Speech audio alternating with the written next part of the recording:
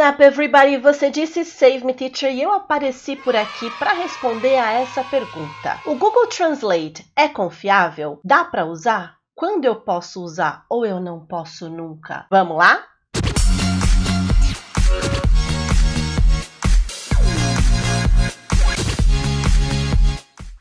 Antes de tudo, eu gostaria de te contar que você pode sim usar o Google Translate, mas é muito importante saber como e quando utilizá-lo. E para começar, eu vou te mostrar duas práticas que eu vejo muito frequentemente em alunos e pessoas que precisam usar o inglês na universidade e no trabalho e que eu não recomendo que você use o Google Translate. A primeira delas é aquele e-mail business que você vai mandar lá na sua empresa. Aí você pega o texto em português, joga no Google Translate, passa para o inglês, copia para o teu e-mail e envia. Essa é uma prática bem complicada. E a próxima é fazer a mesma coisa com, por exemplo, o resumo do seu artigo científico. Põe lá no Google Translate, passa para o inglês e cola no seu artigo. Agora eu vou te mostrar por que essas práticas são complicadas.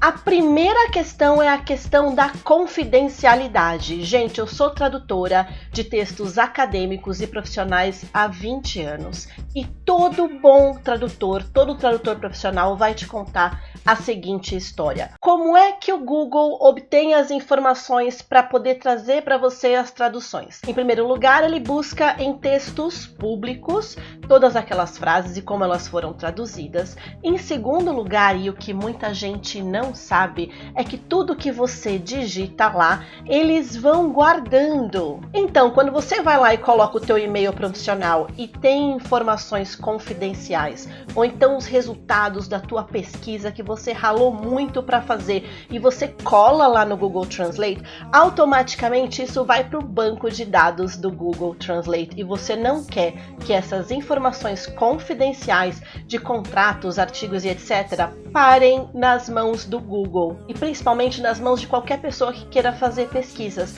Todo tradutor vai te dizer não coloca informação confidencial no Google Translate. Agora eu vou te mostrar os pontos em que o Google Translate não funciona em termos linguísticos mesmo. Em primeiro lugar, o Google não diferencia níveis de formalidade. Então, por exemplo, você está escrevendo um e-mail profissional. E-mails são normalmente semi-formais. Quando a gente escreve um texto ali no corpo de texto, você vai utilizar palavras formais e algumas informais. E dependendo da sua área, isso vai variar demais. O Google não sabe que tom você está usando. Isso é você que tem que fazer. Então, quando você coloca o teu texto lá, ele vai traduzir geralmente da maneira mais literal possível. Eu vou te dar um exemplo de uma frase muito comum em e-mail que é aguardo o seu retorno. Aí ele traz pra gente I await your return. Para começar, await é um verbo extremamente formal. Possivelmente você já observou e já viu algumas pessoas dizendo wait, mas await talvez você não conheça. Por quê? Porque é um pouquinho mais formal. E no e-mail ninguém vai falar assim I await your return. O que as pessoas vão dizer no e-mail? I look forward to your reply. Look forward to your reply. Looking forward to your reply. É assim que as pessoas escrevem aguardo o seu retorno, aguardo a sua resposta nos e-mails. Então, se você colocou o teu e-mail lá em português, traduziu e mandou isso, a pessoa vai ler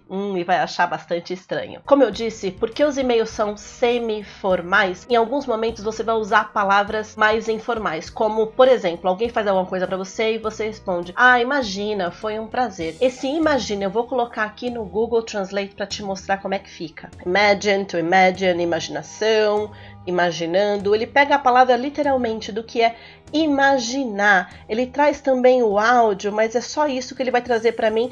Tem também vários outros sinônimos, mas nenhum deles, imagine, guess, suppose, think, conceive, vai ajudar você nesse momento. Por quê?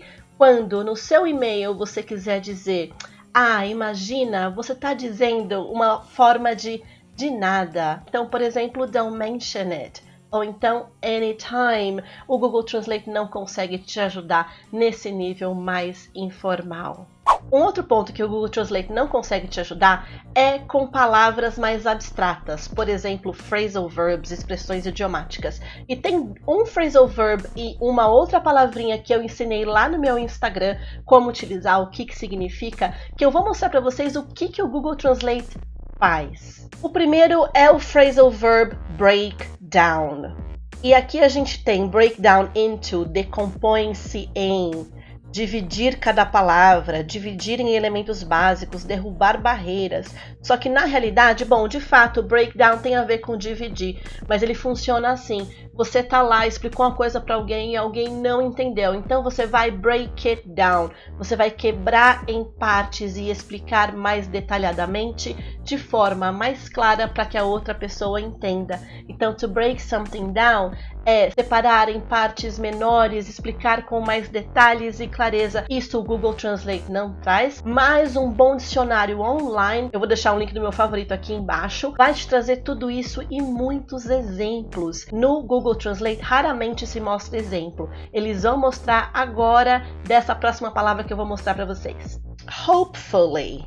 Hopefully apareceu aqui como esperançosamente. Em português a gente raramente diz esperançosamente. Então, esperançosamente você vai conseguir um emprego. Quem fala em português assim? Vamos dar uma olhadinha aqui. In a hopeful manner, de uma maneira hopeful. Se você tem um nível mais avançado, você consegue até entender por aqui. Mas na realidade, em português, quando a gente usa hopefully, um tradutor vai normalmente trocar essa palavra por duas possíveis expressões, com sorte ou se tudo der certo. Hopefully I'll be there. Se tudo der certo ou com sorte, eu estarei lá. Resumindo, o Google Translate é super bom para você fazer consultas breves, dá uma olhadinha numa palavra que você achou num texto, tranquilo. Para leitura, ok. Para escrita, não rola, porque ele não entende todos esses níveis de linguagem. Então, não use o Google Translate para escrever os seus textos, colar um texto, traduzir e enviar. Não faça isso. E também não é muito legal usar o Google Translate para aquisição de vocabulário, a não ser que seja uma palavra simples como água, water, beleza,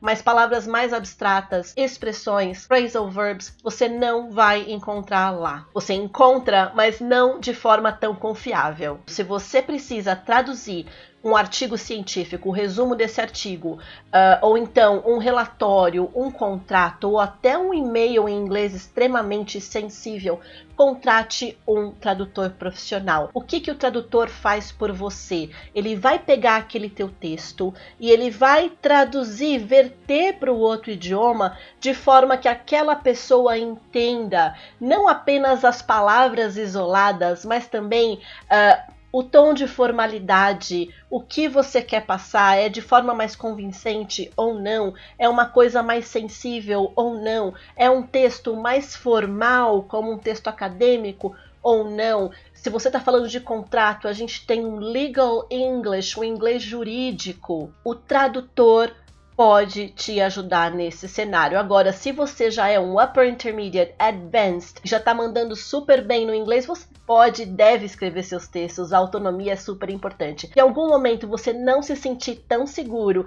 e esse documento foi extremamente sensível e importante para você, contrate um tradutor para fazer a revisão desse texto. Portanto, como toda ferramenta, é necessário saber usá-la. Eu espero que vocês tenham curtido e me contem aqui no comentário o que vocês acharam. E fique esperto que nosso próximo vídeo vai ser sobre a diferença entre pronúncia e sotaque.